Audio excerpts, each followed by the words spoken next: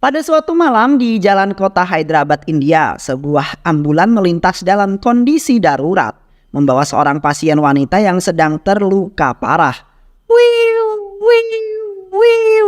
Namun di tengah perjalanan, ambulan itu terhambat dengan sekelompok orang partai yang mengadakan acara individu di sebuah perjalanan.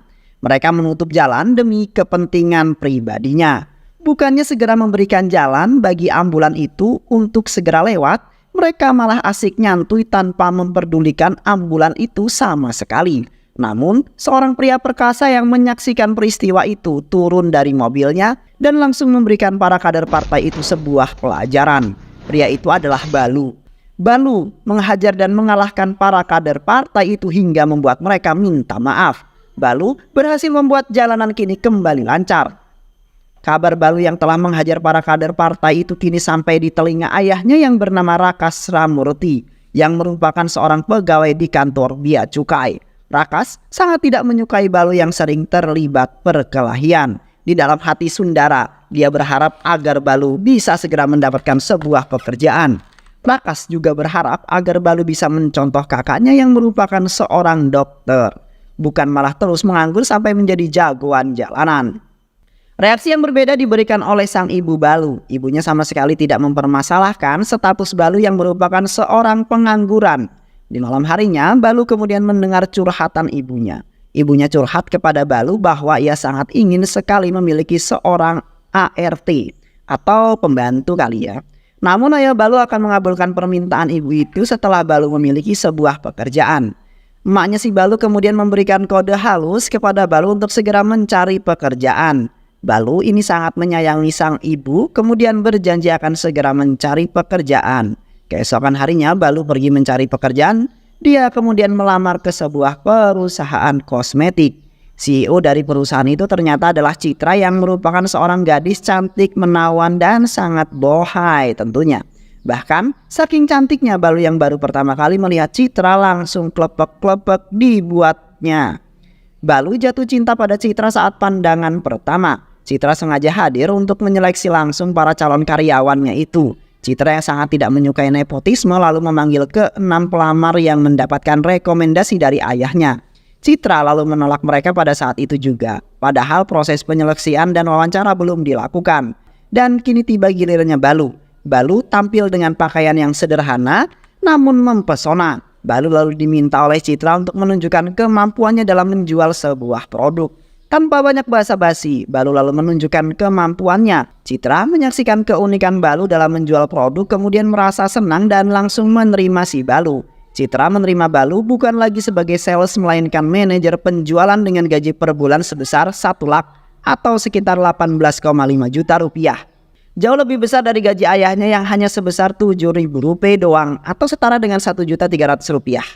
Balu tentu saja sangat senang akan hal tersebut. Dia kemudian segera menyampaikan kabar itu kepada emaknya. Balu langsung meminta agar emaknya segera mencari seorang ART. Balu yang sekarang tidak dapat lagi direndahkan oleh ayahnya, bahkan Balu malah bisa ngece di depan ayahnya dan kakaknya.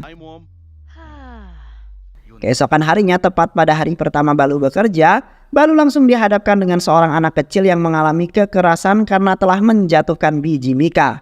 Padahal anak kecil tersebut tak sengaja menjatuhkannya karena tangannya sedang sakit. Balu yang melihat hal itu langsung menghampiri dan menghajar pelaku penganiayaan.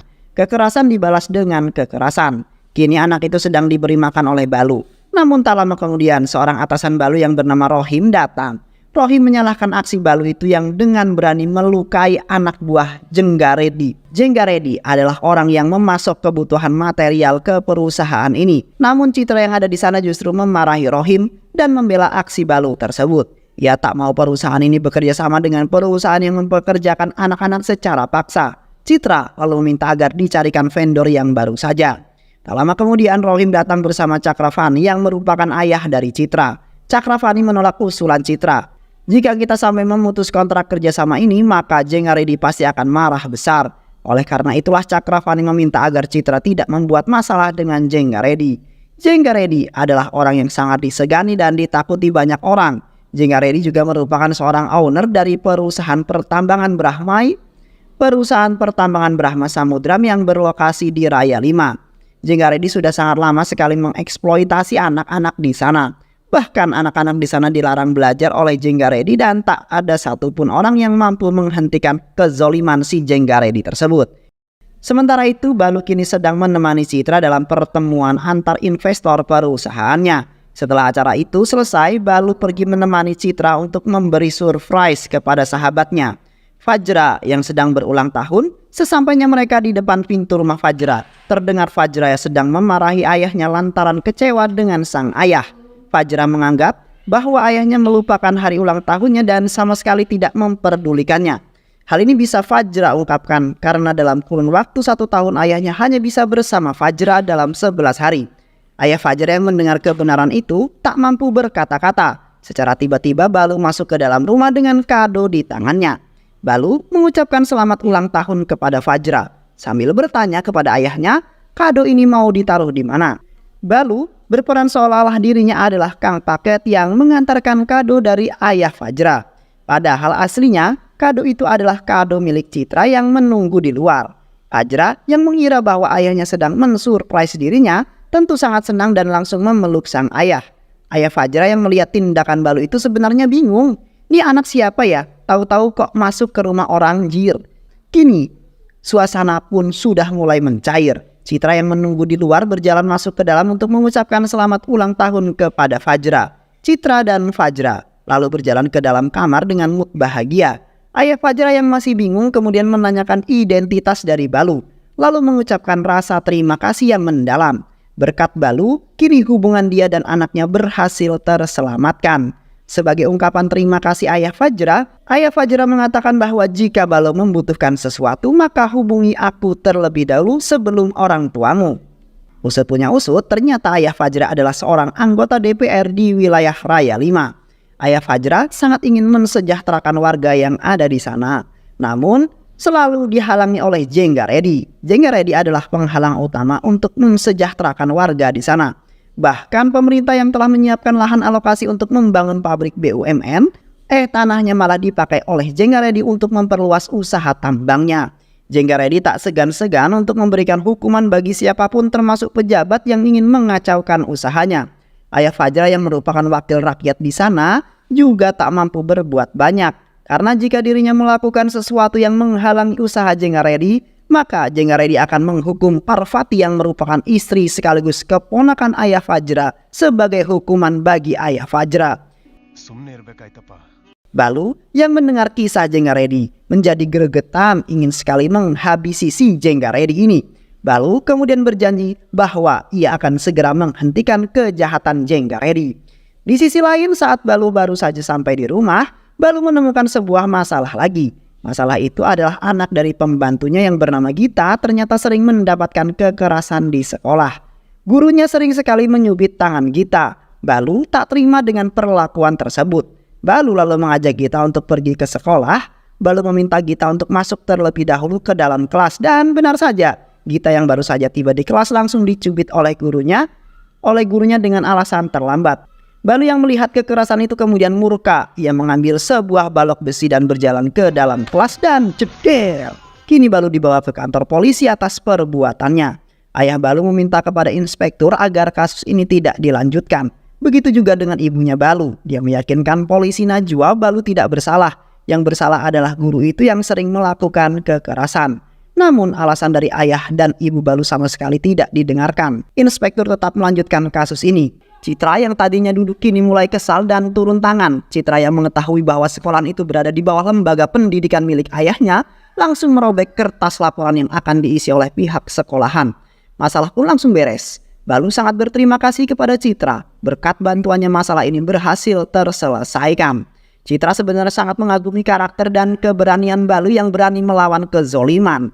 Mereka yang saling memendam perasaan satu sama lain kini mulai saling terbuka. Balu bahkan ingin hidup bersama Citra selama-lamanya. Singkat cerita, Balu yang sedang menghadiri pesta ulang tahun Citra yang diselenggarakan dengan sangat mewah, Balu hadir bersama sahabatnya yang bernama Umar. Citra menyambut Balu dengan senyumannya yang manis lagi imut. Aduh, klepek-klepek gak tuh? Acara pesta ulang tahun itu berjalan dengan lancar hingga saat selesai prosesi pemotongan kue. Ayah Citra secara mengejutkan mengumumkan pernikahan anaknya itu dengan Rohim. Tentu saja pengumuman itu adalah pengumuman yang dilakukan secara sepihak oleh ayahnya Citra. Balu sakit hati mendengar pengumuman itu, namun kedewasaan Balu membuatnya untuk bisa berpikir dengan tenang. Balu lalu memutuskan untuk pergi dari sana karena tak ingin membuat sebuah kekacauan. Namun Cakravani dan Rohim justru datang untuk menghadangnya. Mereka tahu tentang hubungan Balu dan Citra. Cakravani yang ada di hadapan Balu kemudian menyombongkan diri bahwa dengan satu kali jentikan jari saja puluhan preman datang dan siap menuruti permintaanku jika aku memerintahkan mereka untuk segera menghabisimu. Apakah kamu masih ingin menikahi putriku? Ujar Cakravani. Namun di tengah ancaman itu Citra datang untuk membela Balu. Balu yang mendengar ancaman itu sama sekali tak membuat nyalinya ciut. Dia bahkan siap berduel solo vs kuat menghadapi siapapun yang menghadang cintanya. "Tade, kau mengancam orang yang salah," ujar Balu. Tak lama kemudian segerombolan mobil datang ke pesta tersebut. Keluarlah ayah dan ibu Balu dalam mobil itu bersama seseorang yang tidak dikenali Balu. Ternyata orang asing itu adalah Barani. Dia meminta Balu untuk pulang ke desanya karena ayahnya baru saja meninggal. Balu yang mendengar hal tersebut pun marah. Balu tak terima jika ayahnya dianggap meninggal, sedangkan ayah Balu, Raka Sramurti, masih ada, berdiri persis di hadapannya. Ibu Balu kemudian angkat bicara, menjelaskan suatu fakta yang membagongkan semua orang. Ibu Balu menjelaskan bahwa sebenarnya kamu bukanlah anak kandung kami. Kamu adalah anak yang kami rawat dan kami besarkan dengan penuh kasih sayang. Seperti halnya Malika, kedelai hitam spesial yang dirawat dengan sepenuh hati. Asik. Barani kemudian menjelaskan bahwa ayah kandung Balu bernama Mahakaleswara, yang juga merupakan saudara kandung laki-lakiku. Ayah Citra mendengar nama Mahakaleswara sontak terkejut dan langsung ketakutan. Balu sebenarnya tak ingin kembali, namun ibu Balu memaksanya dengan bersumpah bahwa Balu akan segera pergi ke sana tanpa banyak alasan. Kalau sudah seperti itu, maka Balu hanya bisa menuruti kemauan ibu angkatnya. Balu kemudian pergi ke desa itu bersama Barani. Di tengah jalan, Balu hanya bisa termenung dan terus berpikir tentang fakta kebenarannya. Barani yang melihatnya kemudian memutuskan untuk berhenti sebentar di pinggir jalan.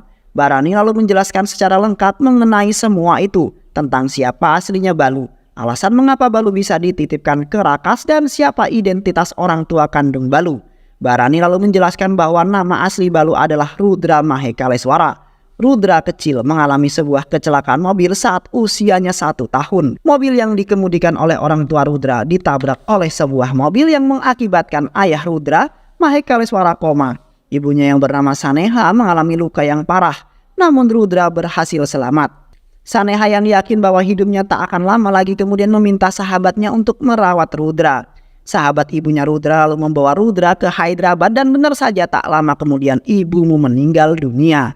Itulah mengapa kamu bisa dirawat oleh Raka Sramurti. Kini saat ayahmu sudah siuman, kami memberitahu ayahmu bahwa kamu tewas dalam kecelakaan itu bersama ibumu. Di sisi lain ternyata Mahakaleswara adalah ayah dari Fajra yang merupakan sahabat Citra dan gadis yang bertengkar masalah ulang tahun tadi dengan ayahnya. Mahakaleswara adalah orang yang senantiasa memperjuangkan kesejahteraan masyarakat setempat. Sedangkan Jenggaredi atau Jengga selalu membuat onar di wilayah itu dan melakukan segala cara untuk mencapai tujuannya. Hingga pada akhirnya untuk menyudahi konflik yang terjadi, maka Mahakaleswara menikahkan Jengga dengan Putri Barani dengan mahar perusahaan tambang Mika miliknya.